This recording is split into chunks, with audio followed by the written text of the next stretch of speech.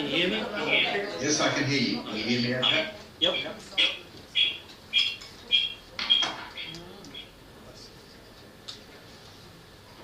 You've been introduced, so go for it. Okay, well, I'll just share my slides with you. Just give me a moment here to bring up these slides.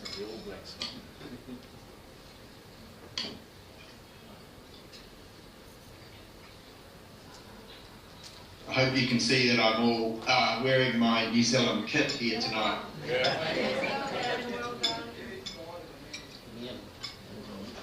Okay, I'll just bring up my slides. You should now be able to see my slides. Yep.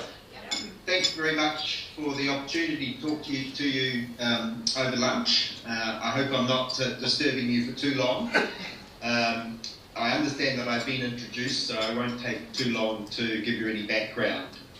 I'm very familiar with the James Cook. I have stayed there many a time, and it's a fine venue. At the same time, it's not too late here in Dublin for there still to be people out in the Temple Bar area. I'm sure many of you have come to Dublin, and of course the drink there will be not coffee, but Guinness being consumed at this time. In many respects, these two images, I think, help answer the question that I've been asked to address, which is, what is the future of higher education? The mere fact that we're able to connect like this in my evening and your afternoon, the future really is global. Perhaps I'll just qualify that slightly and say, for me, the future is more global. Glocal's a term to refer to thinking global, but still acting local.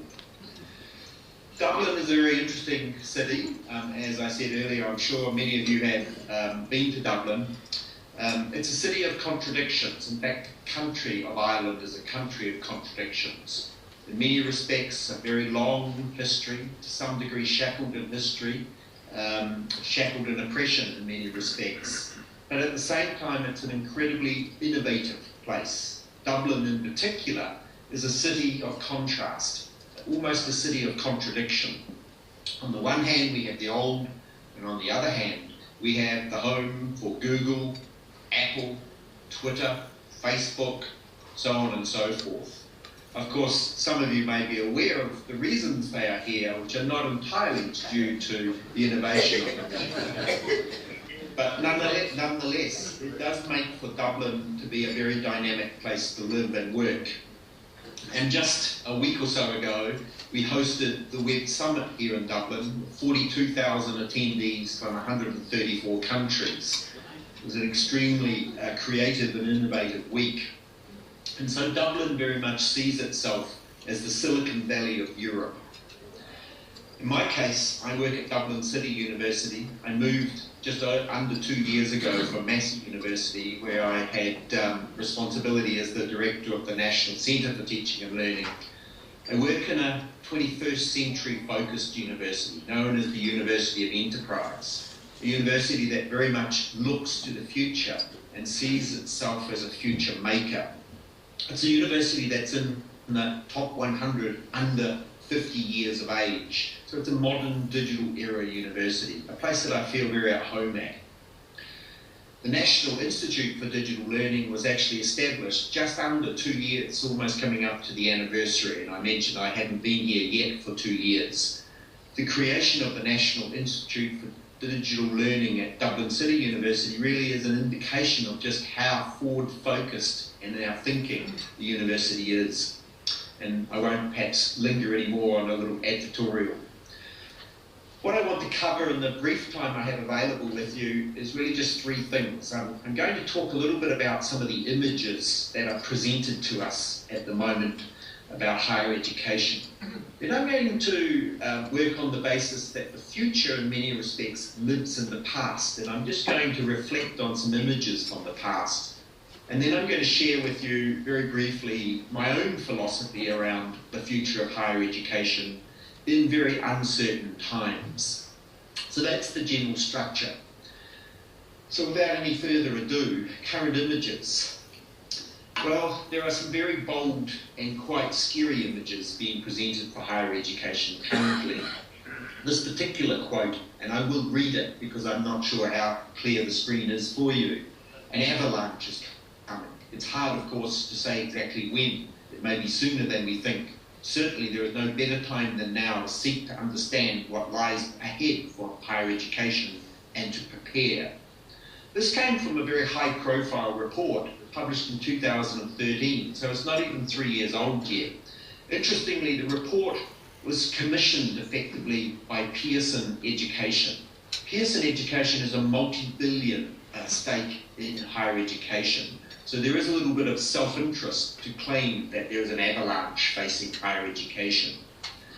At the same time, there are more academic texts that have written about the disruptive forces that higher education is facing, using very powerful metaphors such as a tsunami, or perhaps even more appropriately, or heaven forbid during the course of this presentation, that the ivory tower is really being seriously threatened. And in fact, the cracks, not only their cracks, but the tower itself is beginning to crumble.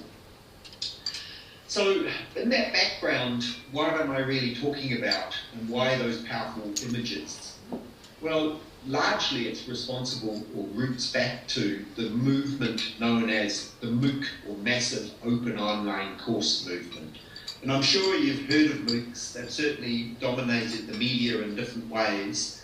And whether people have a clear understanding of them is another matter. And I probably don't have sufficient time to go into great detail here. But the day of the MOOC has certainly challenged the status, the traditional status of higher education. When I was back in New Zealand, I actually led at Massey, which was New Zealand's first really enterprise-wide MOOC initiative at the time. We had 3 courses we launched in a platform called Open to Study. This platform is still on offer. In fact, just a week ago, they celebrated their 1 millionth learner.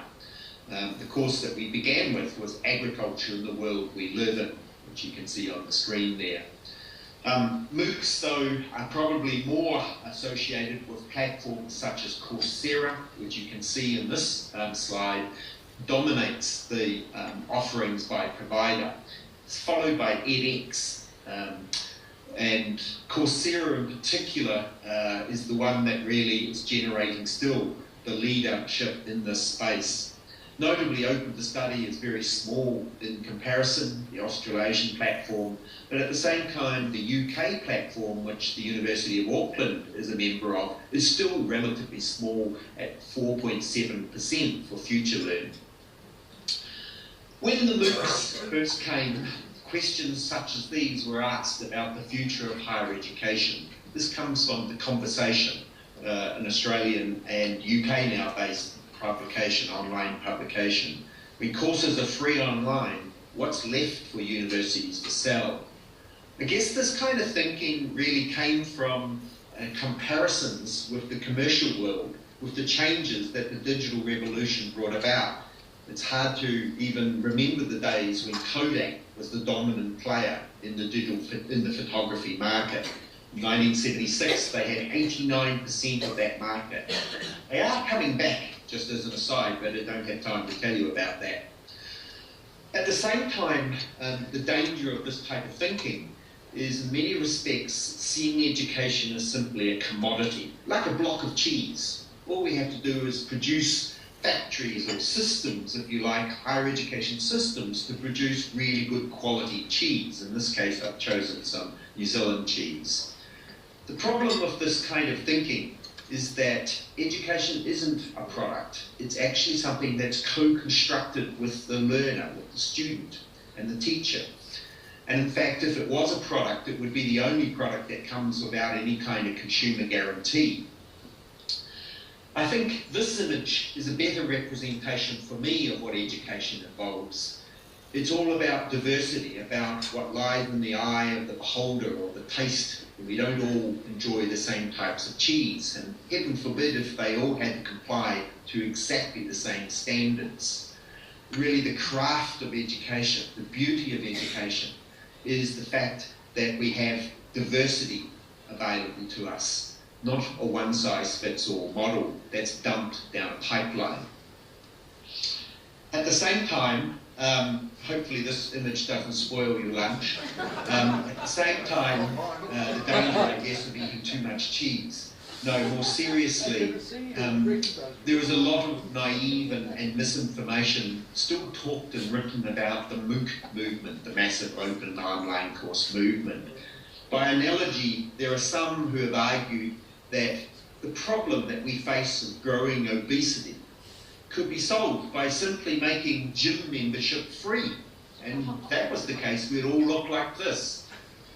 Well, I don't think the problems of obesity, just like the problems of opening access to education and promoting success in education, are as simple as making gym membership free. And so the future isn't quite what we think it is. What we know so far about the MOOC movement is that by far the vast majority of the people who are attracted to take these free online courses are people who already have degrees, well educated, typically, dare I say it, white European males. So in many respects, the MOOCs have done little to disrupt traditional education on the one hand. But I want to paint hopefully a more optimistic and leave you with a more optimistic image. And so let me just linger for a moment here on some of the lessons from the past.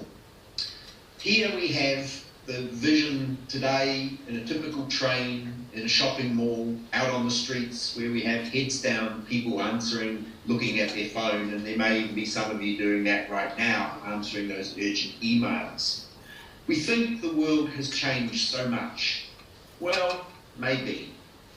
You see, here's an image from the 1960s that isn't that radically different from the sort of concerns we have about people being dominated through or preoccupied with social media. In some respects, the more things change, the more things stay the same. Have a look at this quote here. I'll read it again. With the coming of the new media, the need for print on paper will rapidly diminish. The day will soon arrive when the world's literature will be available from the automatic library at the mere pressing of a button. Remember the World Wide Web? It's not that old. This quote, 1994. Actually, not. 1894. This quote comes from the invention of the wax phonograph cylinder. So the point of this is, just like this quote here, about the future of the motion picture and transforming education. These are not new messages. These are not new images. We've heard it before. And in many respects, the problems with new technology in education are very much captured by this image, where what we try to do is shackle the new technology to the more traditional ways of doing things. And we wonder why things haven't changed. So the MOOC movement, on a more optimistic, positive note, is challenging the gold standard of face-to-face teaching. Of course, face-to-face teaching is not going to be completely replaced, but just think about your own education. I remember up in that top left-hand corner, students, including myself, falling to sleep sometimes in the so-called gold standard of face-to-face teaching. It's not all what we think it is. And the concept of the flipped classroom, turning our ideas about teaching and learning upside down and promoting more engagement, more interaction between learners, is something that the MOOC movement is challenging right throughout traditional institutions. Even the Ivy League universities are now talking about throwing out the lecture. The University of Adelaide is doing just that. I tend to take a slightly more holistic perspective, and I won't bore you too long with this, but what this diagram endeavours to do is show you that traditionally in education, we've focused on on-campus learning in class, the circle that's in yellow there. What really the MOOC movement and our understanding of the science of learning has helped us better understand over the last 20 or so years is that learning takes place on campus, also out of class, just as importantly informal. But now in the virtual world, off campus in class and off campus out of class are equally important spaces for learning. And the future of higher education will engage all of those spaces. And in fact, one of the things that new technologies is leading to is a leakage between all of those spaces. There's hardly an institution now that isn't engaged in some form of online learning. At the same time, the old forces, remember that horse and car image, the old forces are still with us. Here's an example that I took from The Guardian in the UK just recently, where universities are talking about banning the iWatch, or by banning all watches, because now these smart watches can be used to cheat during examinations. Of course, the conversation is not really being focused on why do we have examinations, and can we really honestly think about having students write for 3 hours in a room such as the image here in the next 5 years' time? Is that what they're going to still be doing? I couldn't write with a pen for more than 30 minutes. So I guess in wrapping up this section, and I haven't got long to go, one thing that we tend to do is place far too much emphasis on the novelty aspect of the technology, overestimate its impact in the short run, but in the long run, we underestimate what the changes will be. And I firmly do believe that the MOOC movement is disruptive, along with a number of other forces, and that we should not treat it as merely a fad, a passing fad. So in this final section, I want to just look to the future and think about what the future might involve for higher education. I want to ground it in a quote that I guess couldn't even be more pertinent given the events of the last 48 hours. Some of you may be familiar with John Pilger, a critical commentator, who reminds us that despite the huge advancements in technology over the last 50 years, the wealth gap between the developed and the developing countries has more than doubled. This is one of the cold realities that we face in today's world, coupled with such issues as unsustainable population growth, deforestation, urbanisation, and of course global warming, just to name a few. So for me, when we think about the future of higher education, at the moment there is far too much emphasis on education somehow being in change. And what I would like to do and try to do in my own work is shift the language more to education for change. And I have two key questions that I want to really pose. The question firstly is, what type of globally connected societies do we want our higher education systems to serve? Surprisingly, we don't ask that question, let alone answer that question very often. And in the context of new technologies, what type of higher education systems do we want the use of new learning technologies to serve? We most definitely do not want the technologies directing or dictating the type of system we should have. This question is particularly pertinent in the age of the MOOC. For me, to answer those questions, I would look to the 2015 Beyond Sustainable Development Goals that the United Nations has been working with member countries to set. There is a goal for education, which is to ensure inclusive and equitable quality education and promote lifelong learning opportunities for all. There are a number of targets that are set. For me, these are the kind of discussion points that we should be having in the context of the future of higher education and the role that technology should or should not play in the future. In Europe, I've been privileged and very fortunate to be involved in 3 reports that have come out from the European Commission on the modernisation of higher education. This one that you are seeing on the slide here has not yet been officially released, but I've been able to make a valuable contribution, I hope, to what we understand to be a very changing landscape for higher education. At the same time, wedded in these reports, or embedded in them, is an understanding that it just simply will not be possible to satisfy the rising demand for higher education, especially in developing countries, but even in developed countries, by relying upon traditional approaches. If I just use India as an example, it would not be possible to build enough bricks and mortar universities or higher education institutions to keep up with the demand. So online learning has to be one of the solutions. This is just some of the figures that are estimated from the OECD in terms of the global growth and demand for higher education. So when I was at Massey, I was involved in an initiative known as Massey University Worldwide, which was an attempt to take some of our defining programs in areas of real research expertise, veterinary medicine as an example, of emergency management as another, to the rest of the world. I've followed that up in my work in Dublin City University, where we don't see the future as online. We actually think the term online would be quite passé very quickly, because online or digital is the new normal. So we have a concept that we talk about as DCU Connected, being connected wherever you are, not the mode of delivery, but more the experience that you have. And within DCU Connected, some of the work that I've done already is we're very closely partnered with Arizona State University in the United States. Arizona State is the largest public university in the United States of 80,000 students. They've come to attention in the headlines in the last year or so in partnering with Starbucks to provide free education for their employees. And last year we launched between DCU and ASU 2 joint online master's degrees.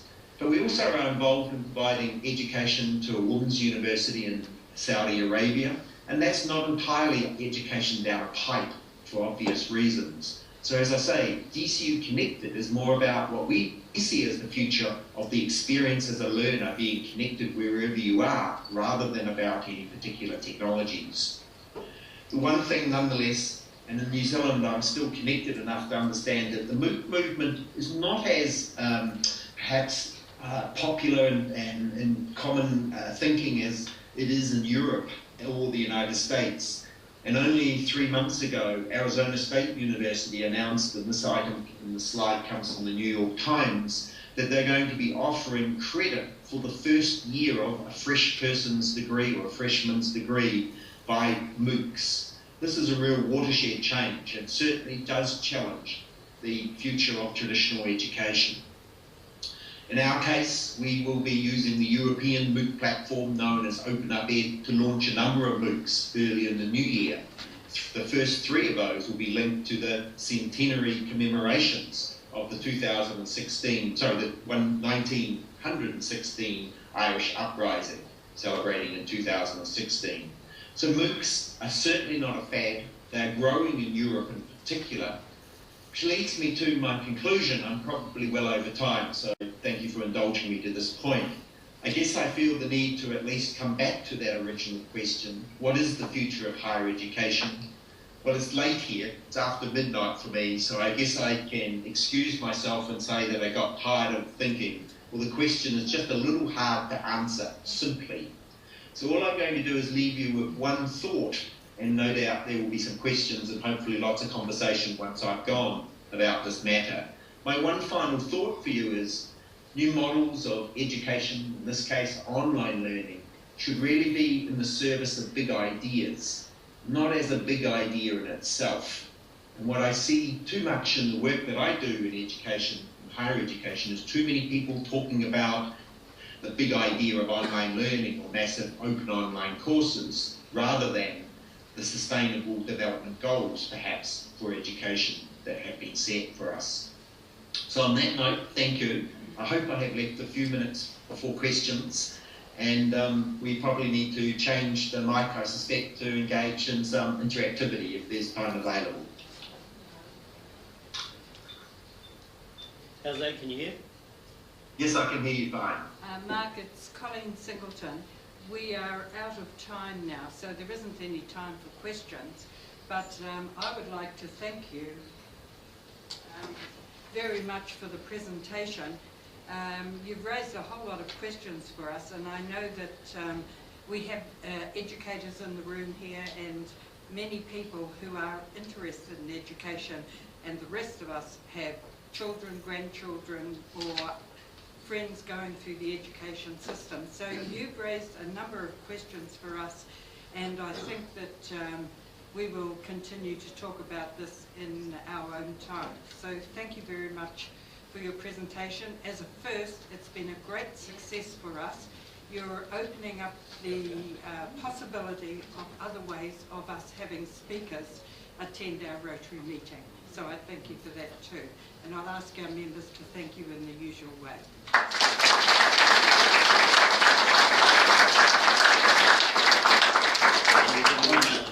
Thanks for running over time. Always hard without the cues from the audience. Thank you very much. Bye, everyone. Bye. Okay, so that was